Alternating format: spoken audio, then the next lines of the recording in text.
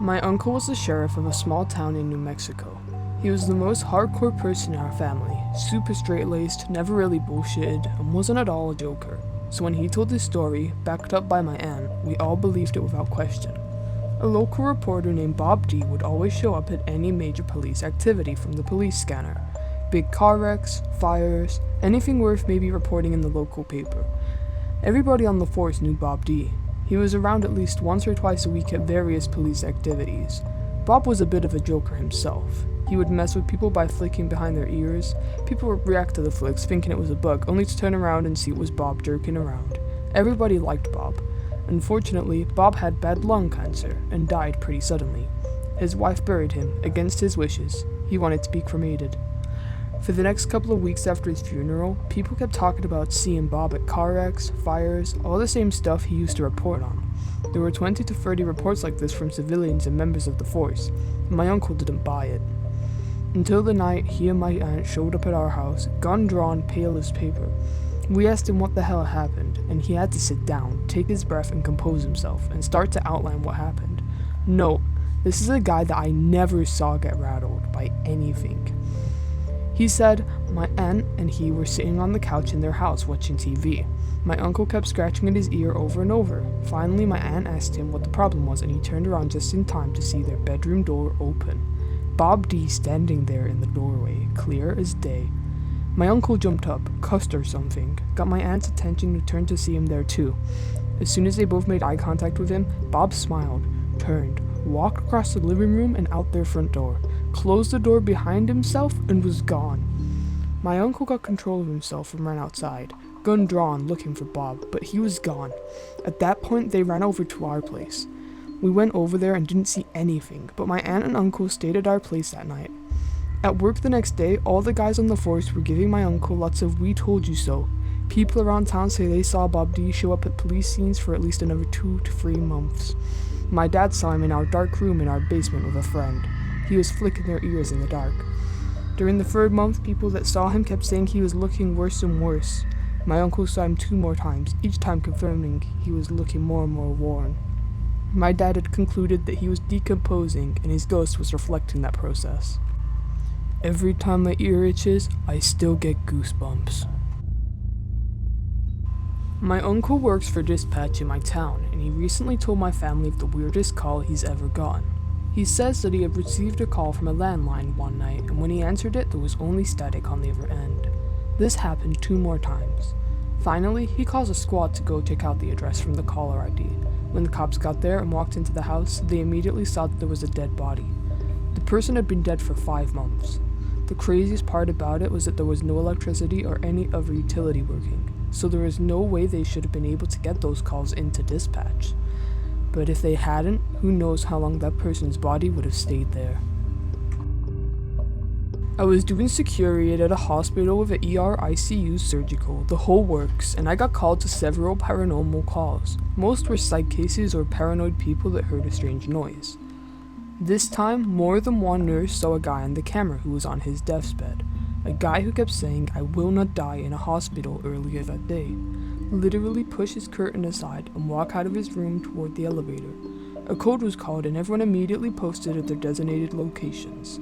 Within seconds, there were people watching the elevators and stairs, and security started combing the area and investigating.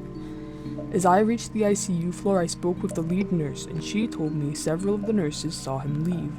At that moment, monitors started going off. The guy never left. The guy went code blue and died right then. There were 3 witnesses on the report that say he got up and left and were serious enough to call a code which could cost them their jobs if they were wrong. The bosses wouldn't let us watch the video, but the looks on their faces said it all. The bosses said the nurses did the right thing, and some things just can't be explained. The portion of the video I was allowed to see did show that nobody had left via elevator or stairs. Worked as a police officer in a small town in rural Nebraska. Back in the 90s, I was patrolling through town in winter. We had several abandoned houses in town, but one seemed to have the attraction of copper thieves, so we were told to keep an eye on it.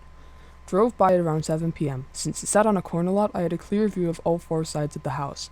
As I drove around the corner, nothing looks out of the ordinary. About 2 hours later, I drive by again, and the back door is wide open. I know that the back door was not open when I drove by it earlier. Looking at the snow on the ground around the house, there were no footprints, so I think, what the hell?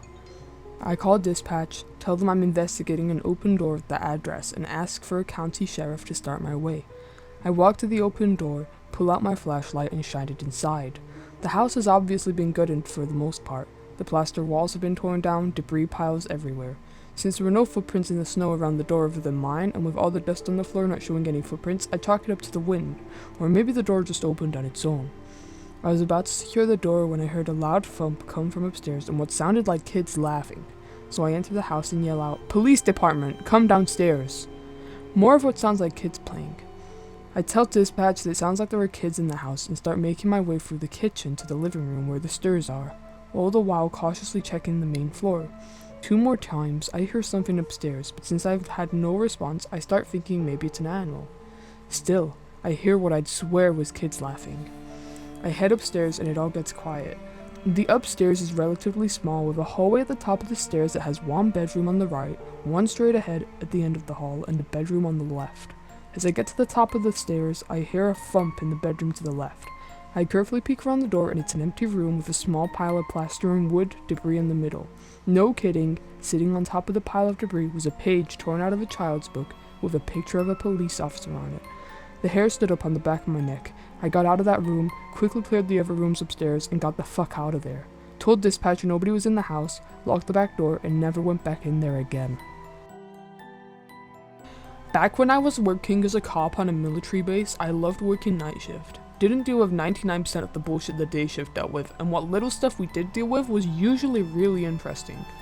Well, most every building on a base is alarmed, and the alarms are tied right into the desk, so we know the instant they go off. When we get an alarm activation, we close the base and go check the building, pull on all the doors, see if we can get in. If we can, we go into the building and secure it, check all the doors and corners to see if someone set the alarm off. Well, one night I was on patrol with my alpha partner, and we get called to respond to an alarm activation at the elementary school, so we go, secure the building, and call in that the building is all secure. No problem, keep patrolling. So about 15 minutes go by, and we get another alarm activation. We get back out there and check, and now there is a maintenance door open that leads into a boiler roomish thing. Nothing in it, we close it, lock it, and get out. Another 20 minutes, and another alarm. We respond, all the doors are still locked and we can't get in. Maintenance door is locked, call in the all clear. This time, my buddy and I sit on opposite sides of the school and watch to see if someone is coming and yanking the doors real hard to set the alarm off. We sit there and watch, nothing happens, and right as we're about to leave, another alarm activation as we're sitting there. We inform the desk that we'd like the building manager on site to help us secure the interior and to let us in.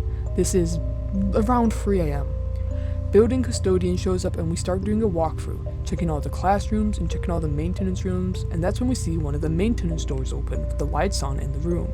Now, this room is literally the size of a closet. We walk down there and look in. No one's in it, and the door is locked when it closes. We look in there and we find a single footprint of a bare foot made of water, left foot as I recall, of a small child.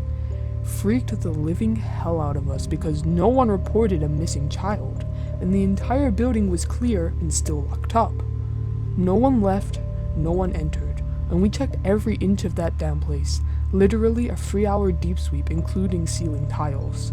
Freaked the ever-living shit out of us, and to this day, my partner refuses to go into that school. Speaking of which, schools are really fucking spooky when they're empty.